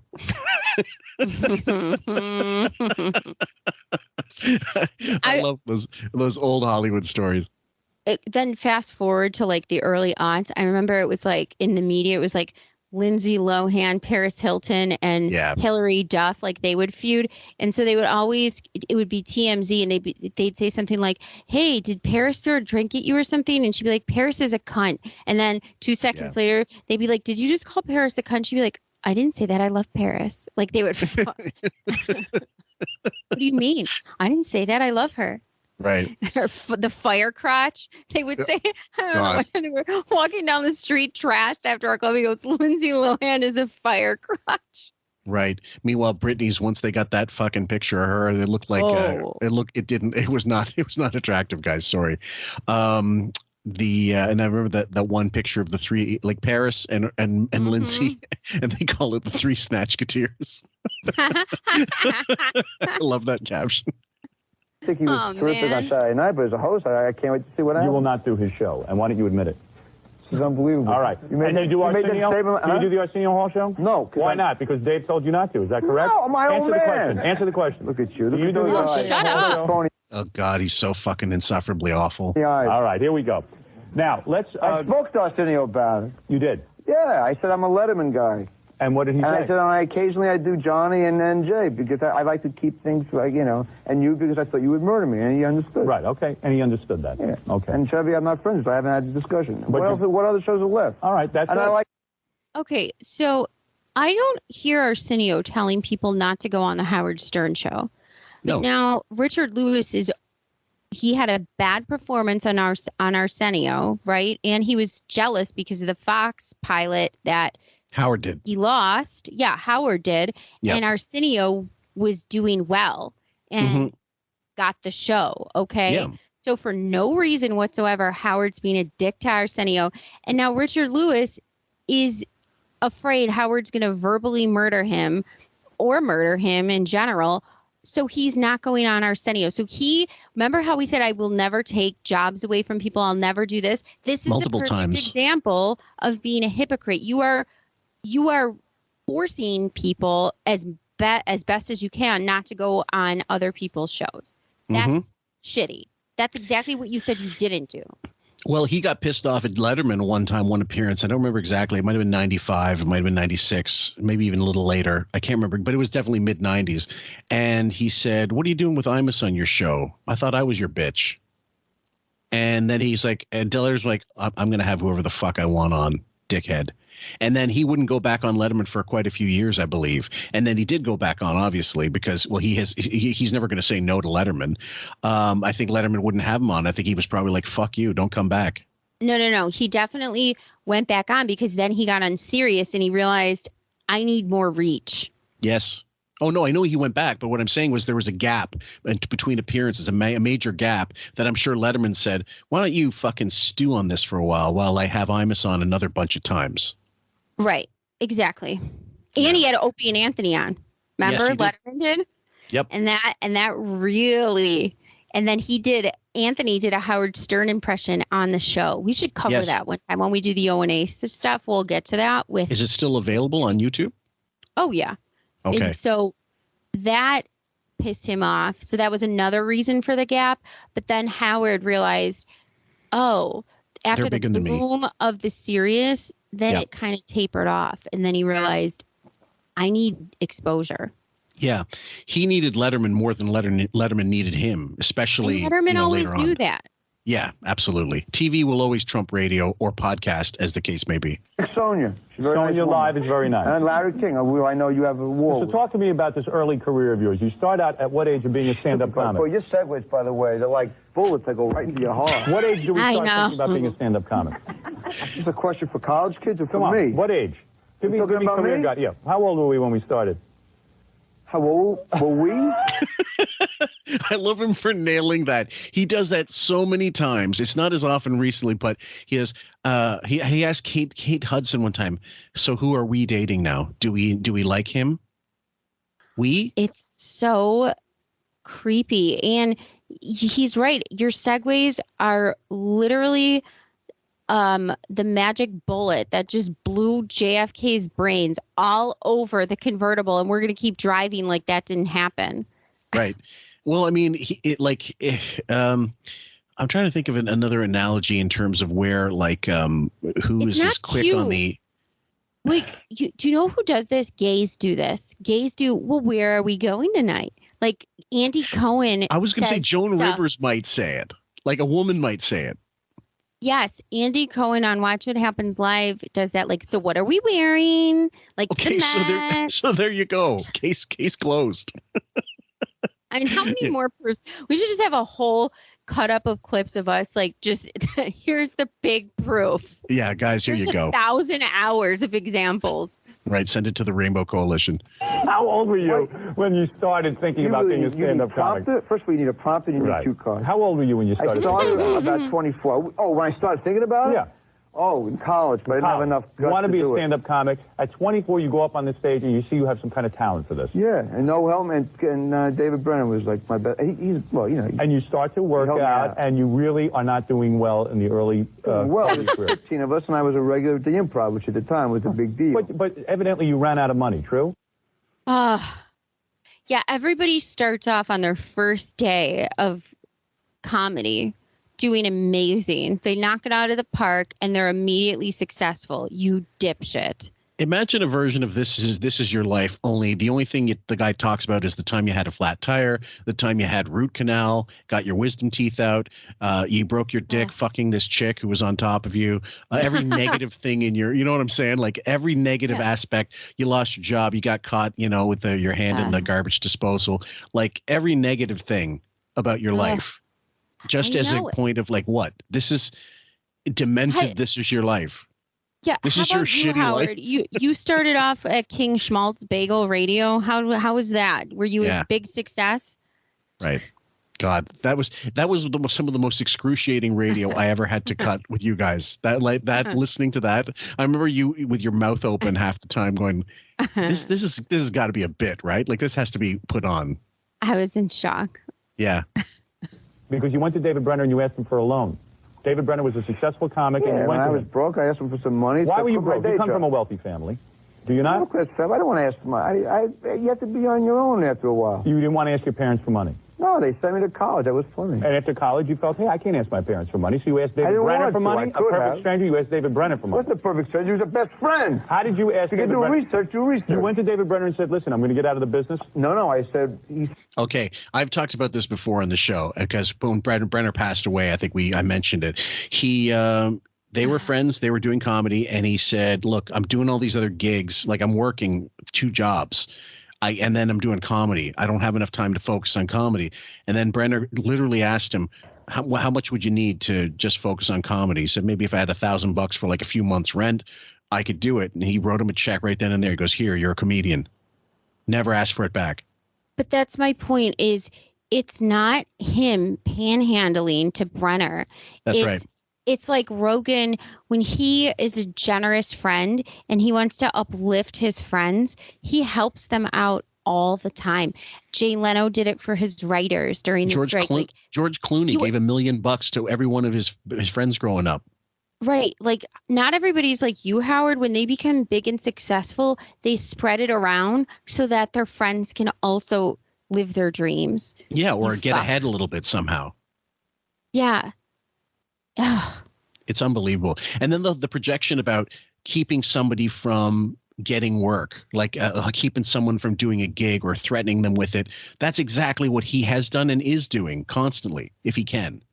And then the fact that he's embarrassing him, like it's a bad thing that the successful guy, you have to talk about how he asked Brett, like what did he strong arm him in a robbery? That's the way he's making it sound. He wants this story to seem like he's such a piece of shit. I mean, there's no other way to explain how this question is going. Right. Why do you want to paint him in a way that this actually isn't?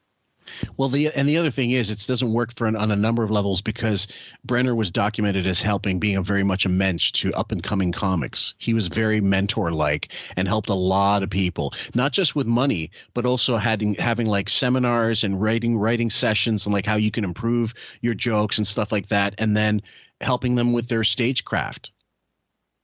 Which is generous and wonderful. I just think, too, that this conversation about money, which he is so uncomfortable with having after, he stopped making $28,000 a year. You never hear about his contract negotiations, his dollar amounts, but he is always talking about money with people.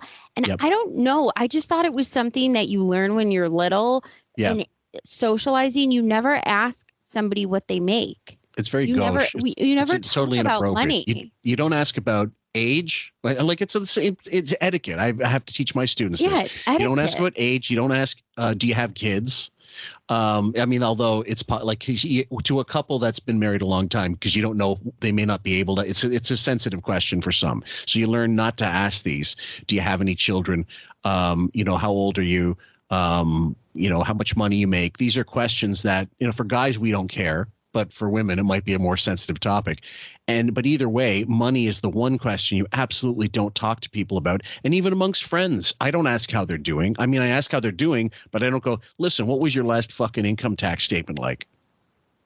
Right. Like my girlfriend my best friend just changed jobs, and I was asking her about the job, but I wouldn't say, "Hey, how much a bump in pay is it?" or something. Like, I don't unless they want to give me this information themselves. That's one thing, but I'm not going to.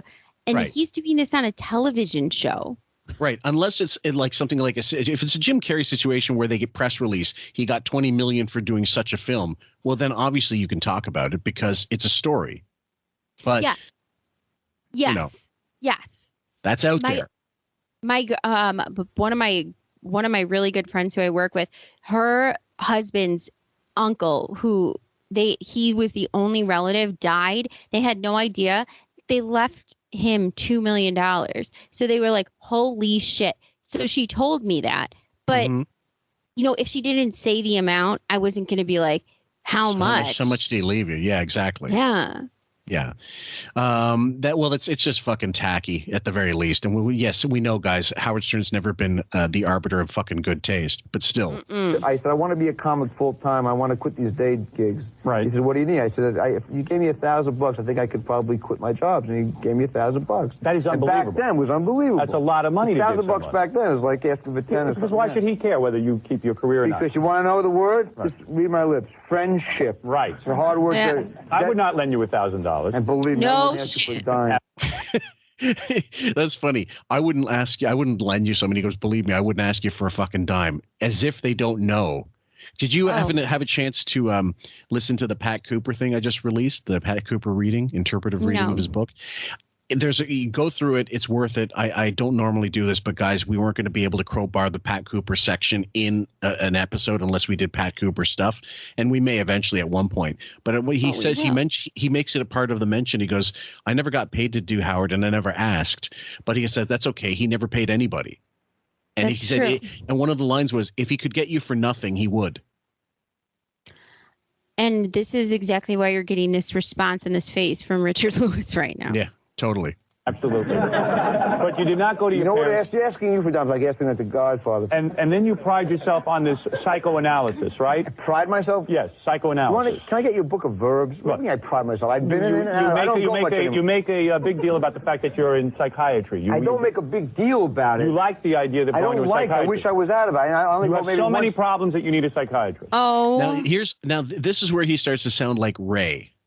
Ray would be the kind of person, so what are you going to a psychiatrist for?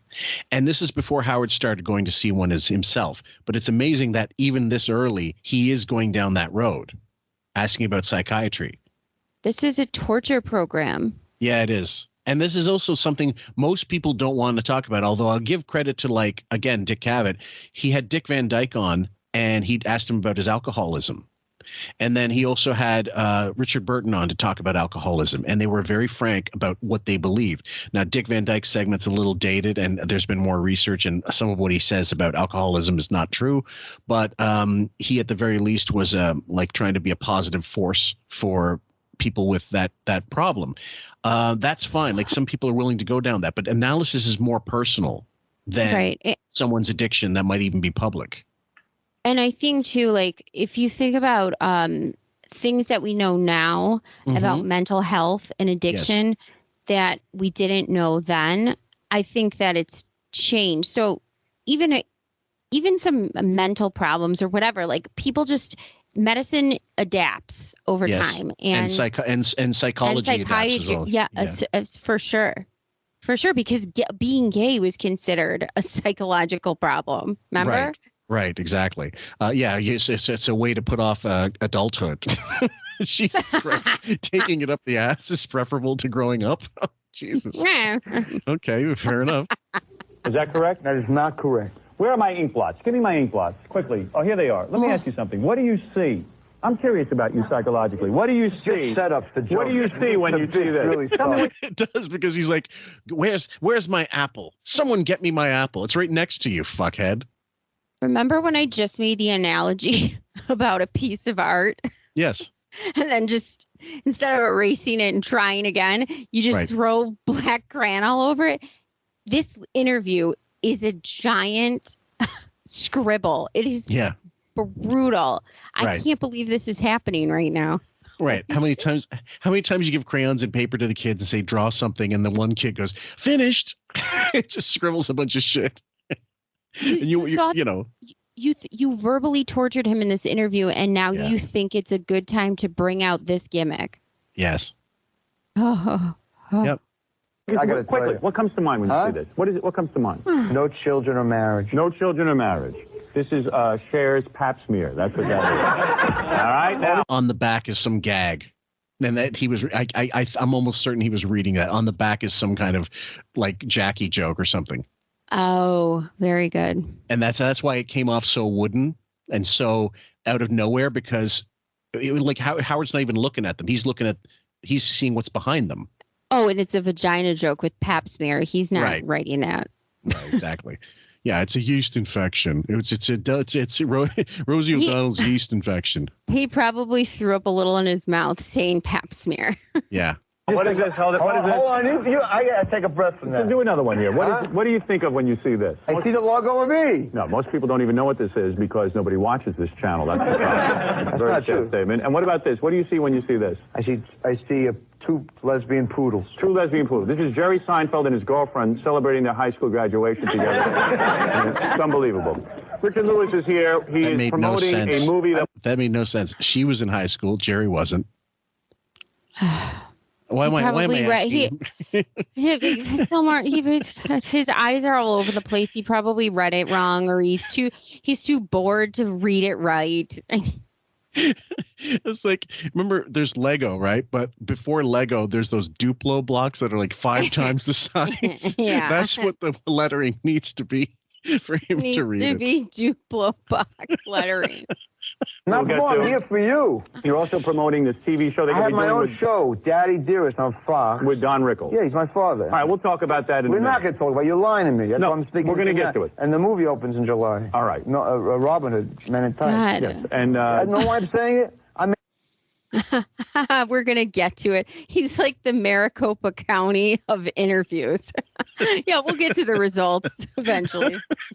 Anti-plug. I want to talk about real things, but you're going to forget because you're going to nail me by forgetting. No, we're going to go through your life. You're going to edit it out anyway. No, I'm not. I'm a jerk for even trying. I would never do it. We'll be back right after these words on the Howard Stern. It's a great show. All right. Oh, yeah.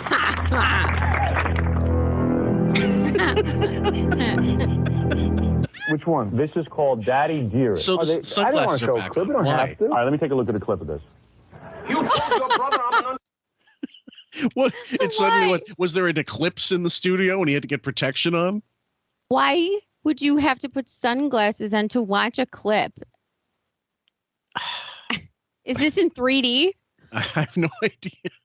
ungrateful parasite. Hey, get out! Dr. Mitchell, he's not in the group. Dad, I am in the middle of a session. What? You mean you're not waiting for Jack Nicholson and a big tall Indian? I'm sorry, Dr. Mitchell. I was on the phone. He just ran right by me. So did the Allies. There he is.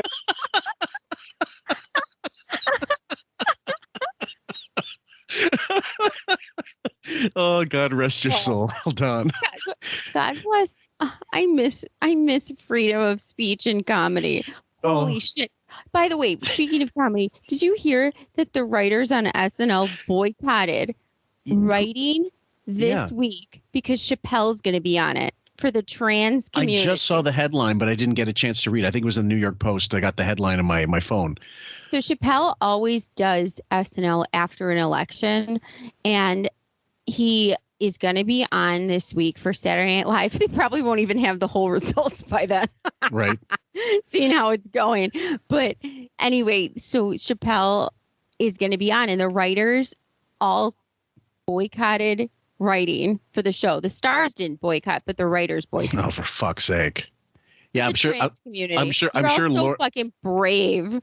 Yeah, I'm sure Lauren's gonna be like, guys, you understand that none of you are famous, and we can fire you all and get new writers overnight. The way this is going. Please, the Civil Rights Division will be the funniest part is if that happened, the ACLU, who used to be for freedom of speech, would be there sticking up for the fucking babies in that writing room. Well, I mean, wouldn't the show improve if they lost their writers? Let's be honest. They'll lose them all. Yeah, no, the thing I remember specifically, Don Rickles did an interview with Larry King on the Hulu show that he did, and he was asking him about his service in World War II, and he goes, "Did you shoot at the Japanese?" He goes, "No, I shot at our own men to relax." And the studio goes nuts.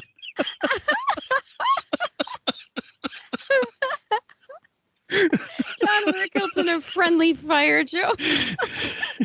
Oh fuck! That's still the same. That's the same clip where he goes, "I'm going to name you some people. I'm going to name some people. Give me your thoughts." And then he goes, Justin Bieber, and then Don just stares at him. He doesn't say anything. Larry loses it. It's a great clip, guys. It's definitely worth watching. Oh, that Allies joke was fantastic. Oh, it's unbelievable. That's Don, the legendary Don Rickles. Now look at that. Real? He's great. And are there good-looking girls on this show? Every week, believe me. Oh, really? Well, No. You know, if you had Pope John Paul in the studio, he'd be going, "Are there any hot chicks at the Vatican?" That's pretty much what he'd crowbar in. No, we have a lot of paraplegics and fucking cripples. One-eyed Lepers. cancer patients. Like what? Yeah. What do you think? This is actresses. Yeah, Hollywood. single. My wife leaves me and his wife leaves him, so I live with him. So you can very date. Traditional sitcom. And you can date. But very funny, huh? And you will have different girls that you date on the show. I think so. No, we go to Appalachia. We have a lot of... We pick pumpkins.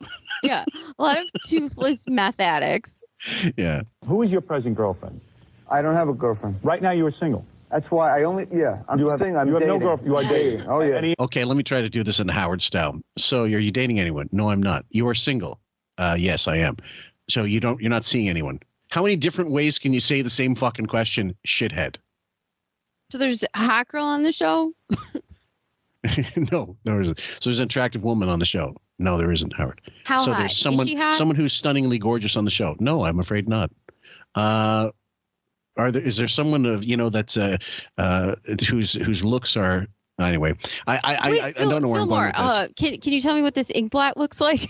It looks like a hot chick. Let's do whatever we can to hide the fact that Richard just called me a homo 20 minutes ago. And says I can't. Says this You know what? I'll is double terrible. down. I'll double down and ask about hot chicks as if they Don't come pivot. up. Yeah, exactly. Interesting celebrities that you might be dating? No one of note. Tawny Katane, Demi Moore. Well, she's married. Tawny Katane, are you dating her? God, no, you're not? Get a list down. I see. Get a list down. All right. But you would probably be very envious and probably do one of those explosion riffs again. And Mel Brooks you were with? The movie. Yeah, and he was good? He's funny again? I think this is... What a fucking jerk off. I tell you what happened. He probably got told in the break, you're doing the crazy eyes thing and crazy eyes thing again, and he put on the sunglasses for that purpose. There's no other reason to put that on. He was starting to do it, and this is going down, and now he's insecure about it. So yeah. And I bet now you he's asking Ralph the same questions again about dating and hot girls, and he can't once he's so focused on himself and how he looks, he really can't interview then. And have you seen, I looked through the Getty searches, and not just Getty, but other Wire Image and stuff. Do you know how many pictures there are of him going through an airport with Ralph in tow? So Ralph was with him most likely on every one of these fucking trips to LA because he didn't want Bowie going and then, falling asleep in the first class section, waking up for orange juice. And I'm sure it was Ralph off state, Gary's offset also going not giving him blowjobs either. No, he isn't. And so Ralph probably said, you know what, Howard, your eyes are floating again. You gotta put those sunglasses on. Okay, thank you, Ralph. Thank you. You've done your job. This harkens back to Blazing Saddles. I hope for him, and I hope it's a great cast. And you're paid a lot of money to be in a Mel Brooks movie, or do you volunteer to be in it? Tracy Ullman, she's brilliant in it. Oh, money, hot chicks, money. You're a failure. Money. No, hot movies chicks. don't pay a lot of money. No, of course not. It's like a teacher's salary. Yeah. What happens when Mel Brooks approaches you to do a movie? Are you in a negotiation? I said yes immediately. You said yes? And what about payment? Do you negotiate with him? For an What idol? about payment? What about payment? It was all 50s in a burlap sack. What do you mean? These two guys came with a guitar case loaded with hundreds and dropped it off my door. It was in a briefcase. My feet were in cement, and these guys said, "You're going to sign, aren't you, sir?" I got paid, but I mean, it was like a dream come true for me. He called you and asked you to be in this movie? Yes. Did you have to audition? No. You did not? You know Mel Brooks? Well, if he called you, then you don't have to audition. He called him. He wanted him in the fucking movie. What kind of a 79 asked that question? But then he just said no. And then he goes, you did not. And now do you not hear him? Like, Yeah. Do you not fucking hear what he's saying to you? Because you're asking the same question in a different way and it's going to be the same answer. Right. Unbelievable. That well. Well, maybe he knows me that He knows well, your work? if that goes through your head. And he calls you up and says, I'm thinking of you for I a love movie. you, Howard. You know why? Yeah. You have so much room for improvement to evolve as a human being. Thank you. And I'm young enough to see it happen. But when Mel Brooks calls you. Yeah. He told me the idea. I read the script, and I said, who do you have in mind? He says, I want you to play Prince John. I went, do you think that guests, when they got on this show, and they've known him from the radio show, which is a completely different experience. I mean, he is a 79 always. There's a lot of elements going on. You could talk to Robin, you could talk to Fred, there's Jackie, sometimes there's office things going on. Sometimes they have the whack pack with it. Like there's a lot of different elements that make this palatable. Like you could definitely think that Howard might be a good interview, might be a good conversationalist because you're not realizing all of the other elements in the room.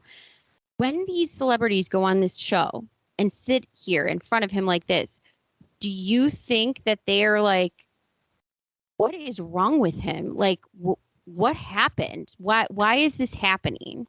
So Gary Shanley being on the show, going from being a listener or a fan to now being on this this interview show, I don't think he processed exactly how this was going to work that way. He couldn't imagine that it's going to be this bad with just Howard, because he's got to figure, yeah, he doesn't have all these other people, but he must have some kind of smarts. He just looked like unsure and like, what is this? Really pondering, and like his eyes got like real focused and kind of made this what the fuck face throughout the whole interview. And that's the same thing I'm feeling with Richard Lewis. Like, you can't be this stupid, right? They're incredulous. They can't believe they're actually seeing, like they're experiencing it. But the thing is, they're also like, we don't know what's happening between cuts, like between commercial breaks or whatever you want to say. And they're also seeing him probably getting primed and prepped when like someone come up to touch, the makeup on his face or something like that. And maybe to go to the bathroom, whatever, but they hear also what's going on. And I bet they're taken aback for sure. And I think he's probably really insecure and asking, how is this? How is that going? Because Howard needs the constant baby feedback. He even does it with his guests. So can you imagine what he's doing when it's a break? And then having Ralph fix his hair, and then here, you need the sunglasses. It's just brutal. Yep. Great. Then he called my agent, and then that was that. And there was no negotiating in terms of salary? I'm sure there was a little bit. They always negotiate. Is he going to the hundreds of thousands of dollars for something like this? Not in the money fetish. No, what is your asking You're price? richer than most people in this country. No, Why do you care what other people What make? is your asking price for something like that? For a cameo or a major role? It's a major role. Major role. So you have to negotiate a price. Yeah, it's still being negotiated. Sometimes deals take. You get a percentage of that movie? The smirk is I got the Jew, and we're not going to let him off the ropes. Okay. Am I right or am I wrong? No, you're wrong. First of all, I'm half Jewish. Half Jewish. And I don't like the fact that you do that half thing, by the way. I have to. There's a lot of anti-Semites in this country. Listen to me. I want to know something. All right, you know what? I'm going to give up. The whole half Italian thing is because he was embarrassed by it, and it's like, why? Well, like, if it was a joke that went forever. That was never funny. Like, he's so obviously, and he pointed that out years later, because obviously I'm, 100% Jewish. Well, I don't know that it's obvious unless you tell me.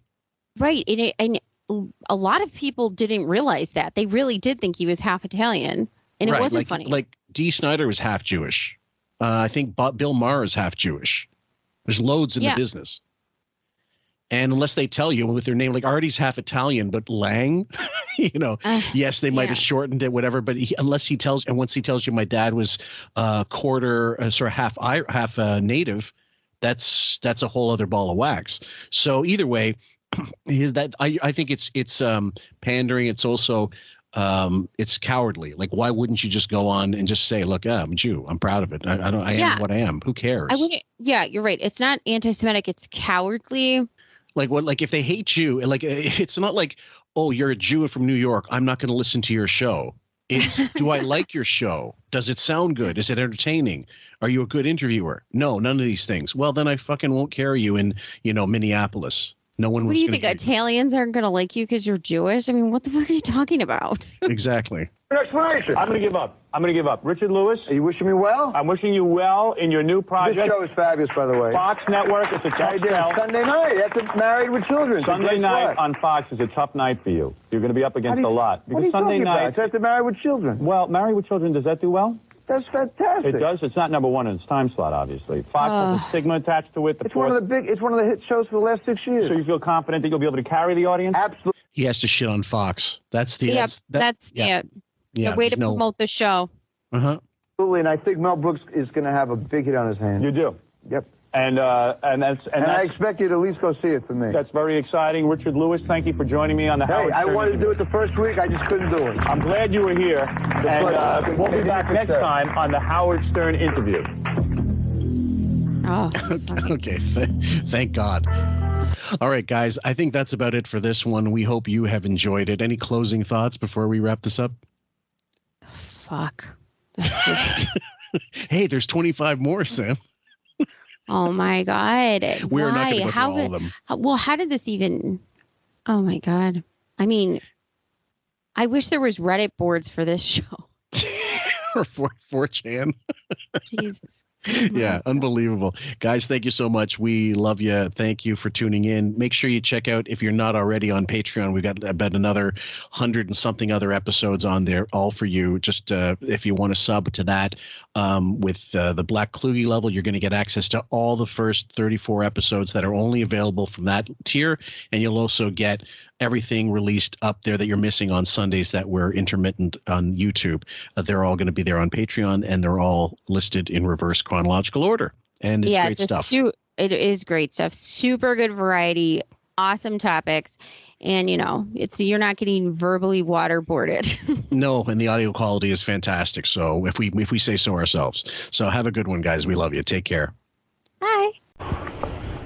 Hey, you know what? That picture of Diana DeGarmo and you was good. You can't see the rifle someone has on her. Yeah, whatever. They're out of the frame, huh? Good framing. All right, Eric. We'll let the record note that you, in fact, are not stalking Diana DeGarmo. We got it.